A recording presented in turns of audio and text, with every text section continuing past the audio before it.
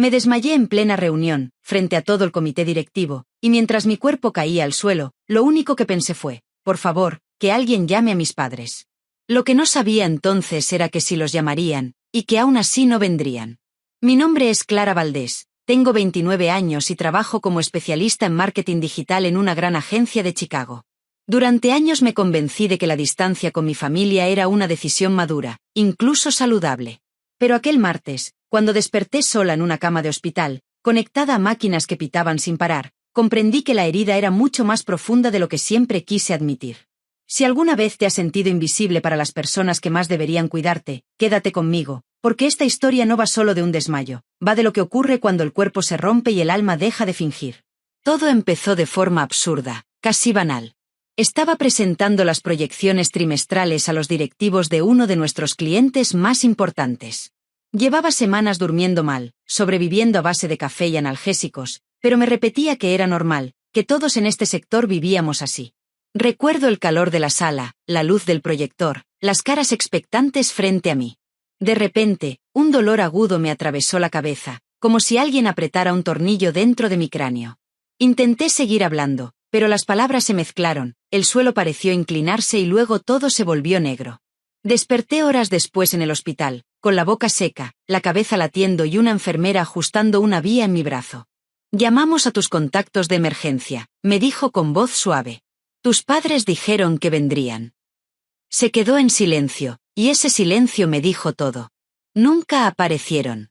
Mientras el médico me explicaba que había sufrido un colapso por agotamiento severo y que necesitaban hacer más pruebas, yo asentía como si aquello fuera un trámite más. Por dentro, sin embargo, algo se rompía. Mis padres vivían en Boston. Un vuelo de 2 horas. Aún así, no estaban allí. No era la primera vez que me dejaban sola, pero sí la primera en la que mi vida parecía realmente en peligro. Y sin embargo, parte de mí no se sorprendió. Crecí en una familia que desde fuera parecía perfecta. Casa amplia en un barrio tranquilo, cenas familiares puntuales, vacaciones de verano junto al mar. Mi padre, arquitecto respetado, serio, exigente. Mi madre, maestra de primaria, paciente y querida por todos. Y mi hermana mayor, Vanessa, 3 años más que yo, brillante, impecable, la hija de la que siempre se hablaba con orgullo. Yo era la otra. La que nunca hacía suficiente, la que siempre quedaba un escalón por debajo.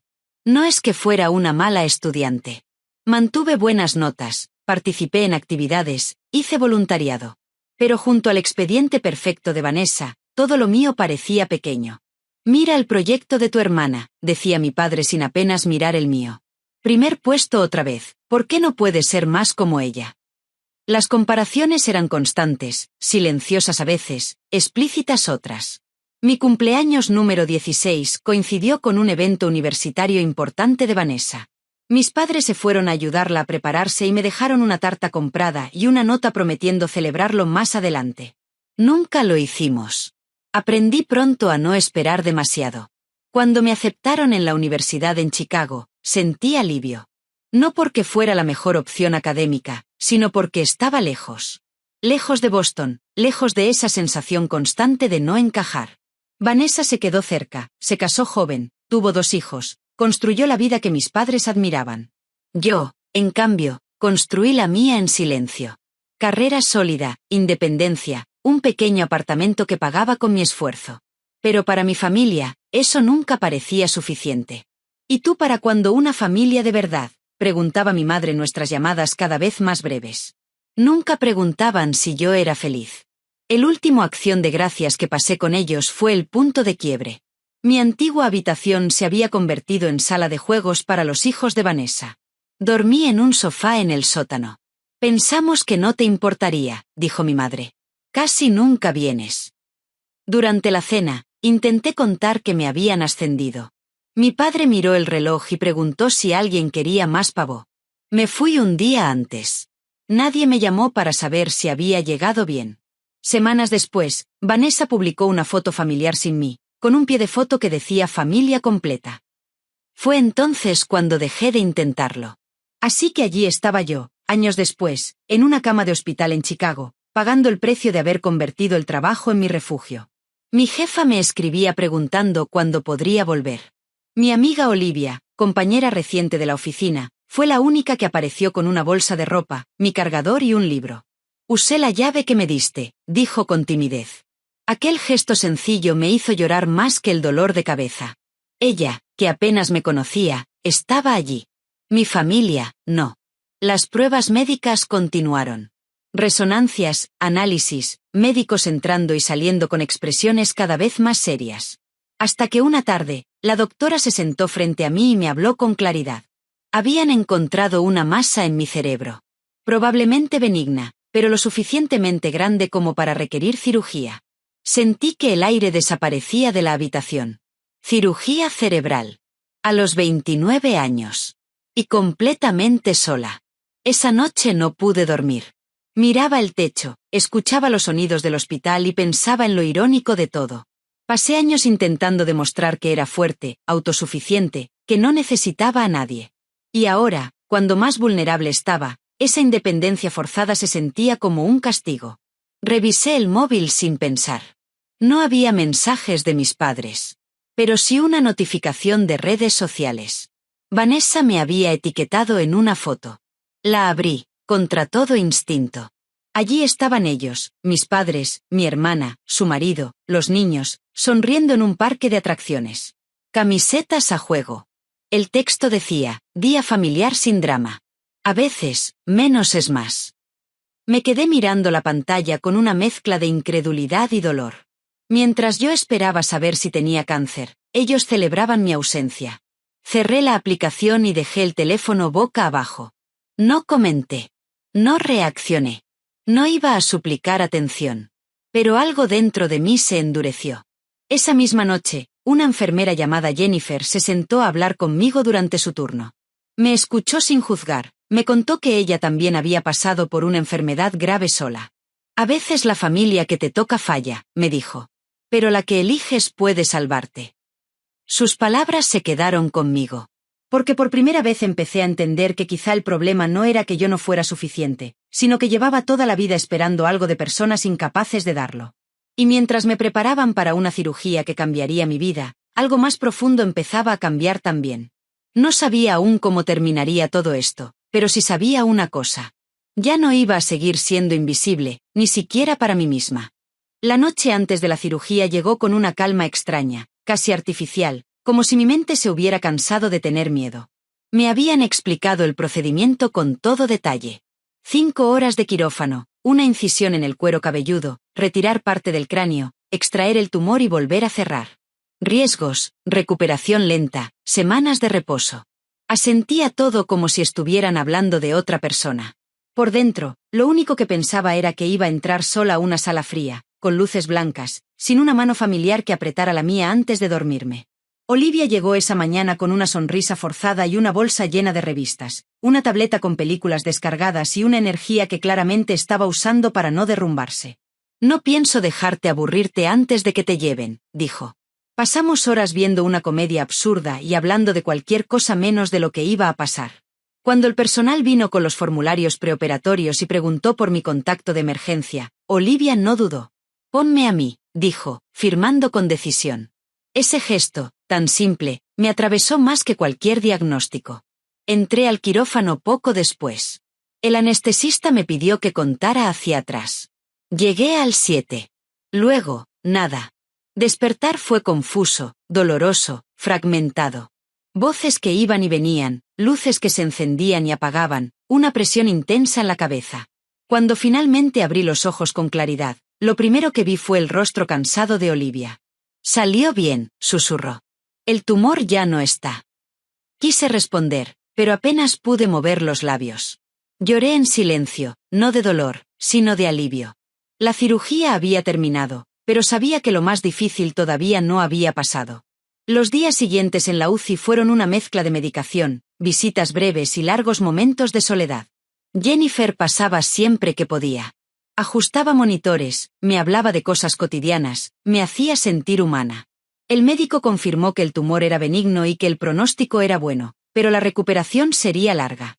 Aún así, cada noche miraba mi móvil esperando, no sé qué exactamente. Una llamada, un mensaje, una señal de que mi familia por fin reaccionaría. Nada. Hasta que, al cuarto día, El teléfono empezó a vibrar sin parar.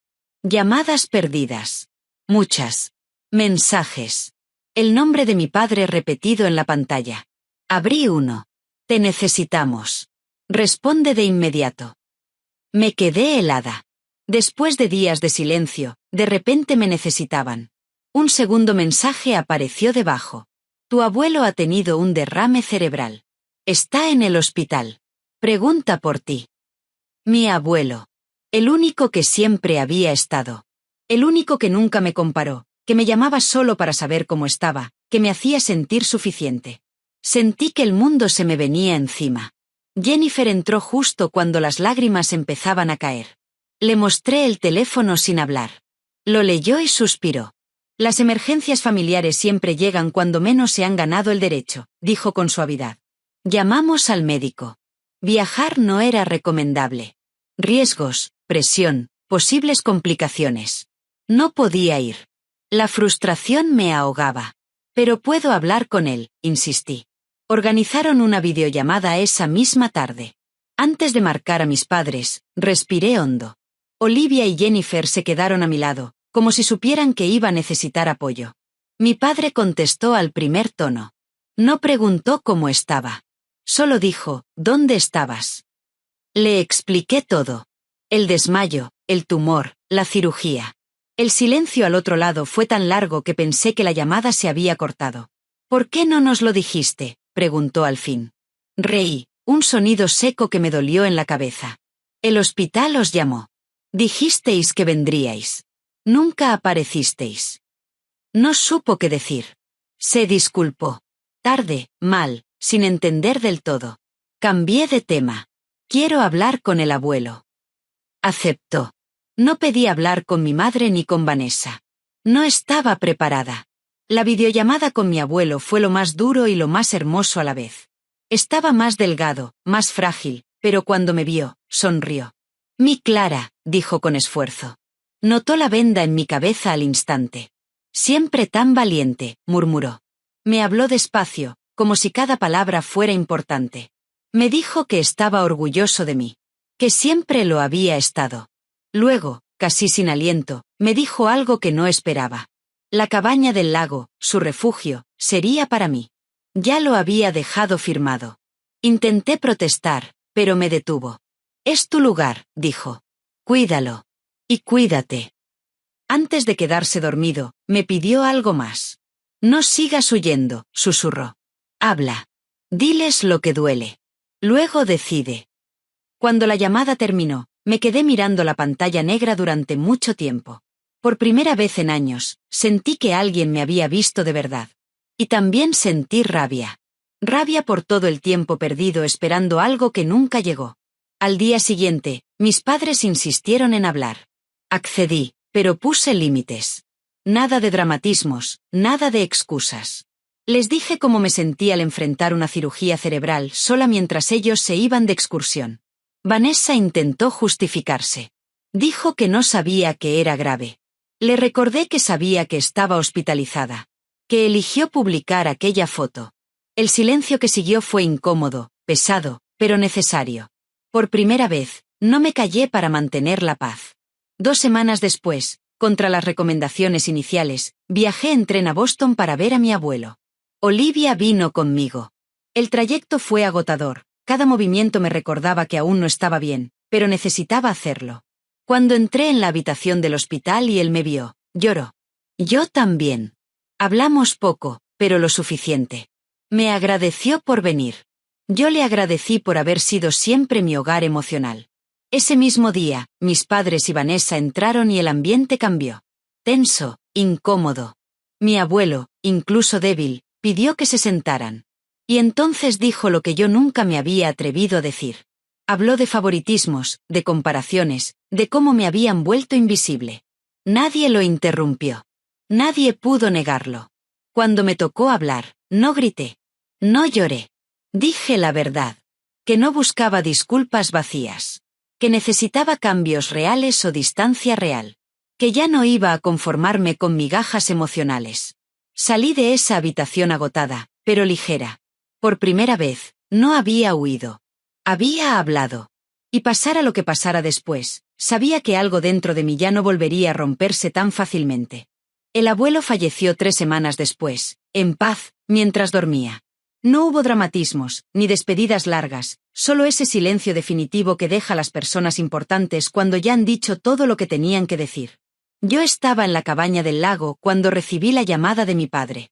Me quedé mirando el agua durante mucho tiempo antes de responder. No lloré en ese momento. Ya lo había llorado todo antes, en aquella habitación de hospital, cuando me dijo que estaba orgulloso de mí. Lo enterramos en una ceremonia sencilla, rodeado de gente que realmente lo había querido. Después de eso, algo se cerró dentro de mí. No con rabia, sino con una calma firme, como cuando aceptas una verdad que llevas años evitando. Mi recuperación continuó lentamente. Había días buenos y días en los que el dolor de cabeza volvía con fuerza, recordándome que no podía volver a la vida que llevaba antes. El médico fue claro. O cambiaba mi ritmo, o mi cuerpo volvería a pasarme factura.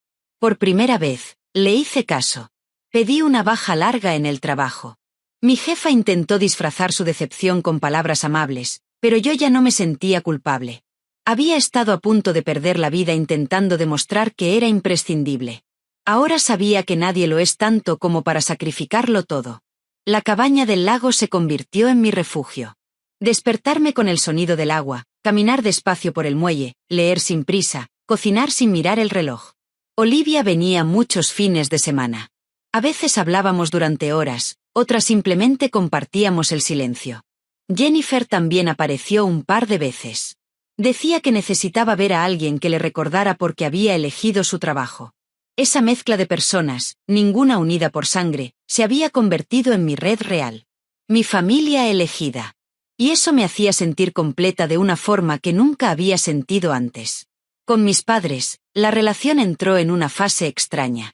Intentaban llamar más, preguntar, interesarse. A veces lo hacían bien, otras volvían sin darse cuenta a los viejos patrones. Comparaciones sutiles, comentarios fuera de lugar. Yo ya no los dejaba pasar. Cuando algo me dolía, lo decía. Sin gritos, sin reproches eternos, pero con claridad. A veces el silencio al otro lado del teléfono era incómodo. Ya no me encargaba de suavizarlo. Entendí que si querían estar en mi vida, tendría que ser con mis límites incluidos. Vanessa y yo manteníamos una relación distante y educada. No había discusiones, pero tampoco cercanía. Ella intentó varias veces actuar como si nada hubiera pasado. Yo no se lo permití. No por castigo, sino por honestidad. No puedes reconstruir algo si finges que nunca se rompió. No sé si algún día seremos cercanas. Y, por primera vez, eso dejó de parecerme una tragedia. 6 meses después de la cirugía, volví a Chicago por unos días para recoger mis cosas. Entrar en el apartamento que había sido mi mundo durante años me resultó extraño. Todo estaba en su sitio, pero ya no me representaba. Renuncié al trabajo. No fue una decisión impulsiva. Tenía ahorros, opciones, contactos. Pero sobre todo, tenía algo nuevo. Claridad. No quería seguir viviendo en piloto automático, esperando reconocimiento de lugares equivocados. Decidí trabajar como consultora independiente, a mi ritmo, eligiendo proyectos que no me exigieran vender mi salud a cambio de aprobación. El día que firmé los últimos papeles de la herencia del abuelo, volví sola a la cabaña. Me senté en el muelle al atardecer, igual que hacía con él cuando era niña. Pensé en todo lo que había pasado. El desmayo, el hospital, la cirugía, la ausencia, la foto, la llamada desesperada cuando me necesitaron. Durante años pensé que mi dolor venía de no ser suficiente. Ahora entendía que venía de intentar serlo para personas que nunca supieron mirar más allá de sus propias expectativas. Mi familia biológica seguía siendo complicada, imperfecta, llena de contradicciones.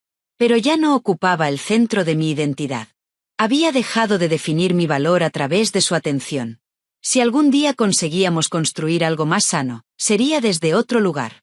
Y si no, yo ya estaba en paz con eso. Porque había aprendido algo esencial. La familia no es solo quien comparte tu apellido. Es quien se queda cuando todo se derrumba.